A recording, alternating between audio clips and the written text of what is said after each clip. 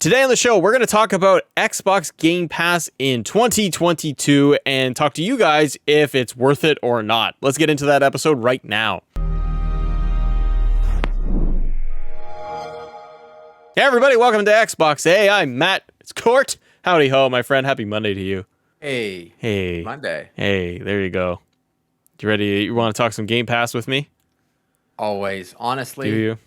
And no, Jez Corden from Windows Central has a fantastic article that we're about to read.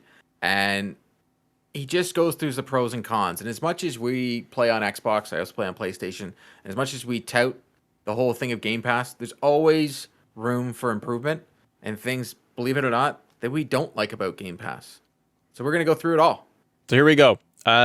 If you guys need to learn about the pricing and all the details here, we have the Windows Central article in the description. Let's talk about the good. Games, Court. It's the plethora of games. It is the gobstopper that never ends there, where you can just play all types, genres, big games, small games, little games, fun games, shooter, pew-pews, whatever you need to do. There's pretty much a title for everybody in there. To an extent.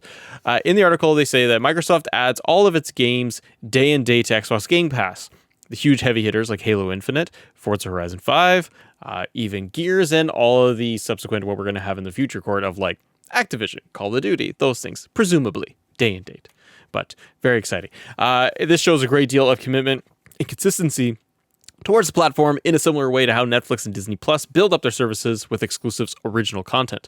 A lot of the games Microsoft builds for Game Pass also enjoy ongoing updates. So things like Sea of Thieves, State of Decay, Minecraft Dungeons, they all Gears of War. They all get updates. We get HDR updates. We get the frame rates. We get updates for 60 frames per second, 120. They continue to update their titles, depending on what it is, but they tend to go forward and update these things considerably. So it gives them another coat of paint and another shot at it, right? And then we see that being said, Microsoft has also invested mountains into smaller genres and unique indie titles. Things like Death's Door, to the oft overlooked RTS genres like Age of Empires. And the variety of Xbox Game Pass is truly exemplary. Outside of Microsoft's own sizable library of games, Game Pass includes titles from large third-party publishers on PC. So things like Football Manager is absolutely massive, and it's on there. From Sega to Crusaders 3, from Paradox on console, we also have a vast library of games from EA. So things like EA Play, having that in your ultimate subscription with Game Pass. You get the sports titles. You get things like Mass Effect. You get the Mass Effect trilogy is in there right now on Game Pass. Streets of Rage 4, Hades. There's huge amount of titles that are available here. The article continues. Someone is in a privileged position where games are concerned.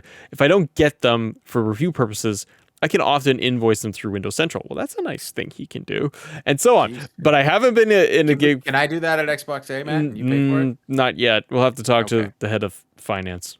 Talk to Johnny. Oh God. So, in a minimum wage job and struggling to justify dropping, 50 euros or 40 euros on a game in this case. In our case, trying to justify dropping $90 Canadian. Exactly, like with Dying Light 2. Sorry, not buying you at $90. It's just not happening. Guys, it's $91 Canadian after tax, like 91 and change. When it's all said and done, you want a AAA or a brand new title, $79.99 here plus our tax. It's $91 when you're all done, and you better like that game. That's what I say. I distinctly remember as a child being able to go up and go to Christmas and you get the birthday presents, get a copy of Majora's Mask on the N64. Oh, you got to get older than that. Cork, give me an older title from the childhood. Legend of Zelda. Thank you. Even then, think about it. If you do the conversion, these games when my dad was buying them in the 80s, they were $80. Yeah, I know. I got NBA Jam from my parents one time. And I had to beg for that. I remember that was like $80. To the short of it, Jez is letting everybody know there is a ton of great titles on there. But in fairness, and I'm sure he talks about it in the article, there are a ton of stinkers on there. And it's not to say, I shouldn't say stinkers. There's a ton of games that are not for everybody. Correct. And there's a better way of looking at it. And there's stuff that's not so great. So some of the stuff that's not so great is like they talk about here, Game Pass has a range of idiosyncrasies that hinder the platform in some ways. They range from mild irritations to bigger problems. And I prefer saying that none of them feel like it's a deal breaker. Moreover, this is just a range of things that Microsoft could add or improve. The first point, I often see across social media is the lack of family access. for the kids. So if you're using a single shared Xbox, every profile on that Xbox gains access to Game Pass. However, if you have multiple Xbox consoles, like we have our Series X and S in here, Yep. with a bigger family, you'll need multiple Game Pass subscriptions to keep everybody online at the same time. You and I have young kids, and if I fast forward 10 years, and so many families are right now, where it's like you got teenagers and everyone's got phones, their subscriptions to stuff, and if they all play games in the house, that's a nightmare of like, Dad's got Game Pass, Johnny's got Game Pass, Billy's got Game Pass, Vanessa's got Game Pass. So there's a lot in there, right? When you start adding it up and you're like, how many Xbox subscriptions? And then try to keep track of it. Plus what they're buying. Yeah, like they need to streamline it more like a Disney Plus, where you can go in, select the profile. As soon as you log in, right? You can either keep that profile logged in, or you can have, like, for my daughter, for Disney Plus, she can go into her profile, and I know as a parent that I've set it based on her age. Yeah. So that Same. no matter what, the content won't ever go, like, she's not going to see content that shouldn't be directed at her age group. And especially with Game Pass bringing in games from Outright Games that are kid-centric games, they should have, I know they have a kids section, but when I go in there as a parent, I'm like, yeah, that's not a kid's game. Like, why is it in here? Like, yeah, family friendly section it's too broad. Like, it doesn't fit into that very generic category. And they're not, it's not curated enough, I guess. Like you'd see across like Apple, where they very, very much curate all of their content. And to the short of the answer, like, if people are getting, in the comments saying right now, like, the answer is always going to be yes. Yeah. Yes, I truly feel that Game Pass has value, but at the same time, this is also about, there's a lot of things that it can improve on. Yep. And if it doesn't, Sony could come in with their Spartacus. Doesn't sound like their tiered system is going to be the greatest, but they could come in and make it better, because you're always seeing iterations. And I'm very surprised with the examples of Disney Plus and even Netflix. Netflix has that kids section, and they have and the subscription service the way it is, where you only need one for the whole family. Yeah. They need to fix this. Like, Xbox is a great family app, but if I have no separation of, I can have like a family plan. Like, let me pay a little bit extra then, if you want your Game Pass money, to give me a family plan where I can add 3 family members onto this plan. And I'm only paying like an extra $5 a month or whatever you want it to be. But there needs to be a Game Pass family plan. That's what I was saying for the longest time too. Is like, I don't know why they wouldn't even just add this in, just to even make a couple extra bucks. The other thing that they talk about here too, Cord, is that just with like compatibility. So we talk like Apple, for example, is not very easy. So for those who use iOS devices such as iPads, iPhones, you're presently unable to access Game Pass game streaming natively due to Apple's restrictive anti-competitive store policies. It's not exactly Microsoft's fault, and the web app is generally solid, but it's less than ideal. However, even on Android, Game Pass has its annoyances. It continues on here, but to say, like, I was saying, with the Nintendo Switch exploding in popularity, we have repeatedly made the case that Microsoft should make some kind of Android-based handheld designed for xCloud gaming. To that, I do say that the Steam Deck is your solution. I don't see. It's huge though. Have you seen this thing? Oh, it's a behemoth, but it's like the size of an Xbox Series X at length. But it's big. If the argument for some is that, like, hey, Xbox should come out with a handheld, I disagree, because of just the point is Game Pass. It's content everywhere. So let's just get our app on all your stuff. You put it on your Steam Deck, your Switch, your PlayStation console, like your iPad. Just have that green app there. That's all they want. Why get into more of a hardware race that they don't need? I don't see that working. I don't think they do either, because I think if you already can do touch controls on your phone. Yeah. And I've used it on my iPhone here. It's fine, and you can get accessories that exist. Oh, he's gone. Oh no, he's back. He's back. But you can get a backbone. Yeah. And hook it up, and then you have the controller. Exactly. And you have they need to, instead of going out there and putting R&D into bringing out a handheld, I think personally they should be putting money into their server blades and just making it better. For cloud gaming. Improve cloud gaming, and you won't need to have a handheld, because everybody already has a phone. So people already have a device. Just make it better on that device. Correct. And the other thing that they talk about here, Windows Central has some good wrap-up points, is that some of the things that are not great. It's not great for those who still enjoy collecting physical games. And we talked about this on the last show, with Kyle specifically was just like, I'm a collector from PlayStation Trophy Room. He's like, I love to collect my games. And I love collecting like Marvel movies. I have like the 4K collection because I have Disney Plus. Doesn't make any sense. I'm like, but I still enjoy having those in that physical collection for certain things. It's not great for those that want to be able to collect titles and Xbox says, hey, this is only available on Game Pass digitally.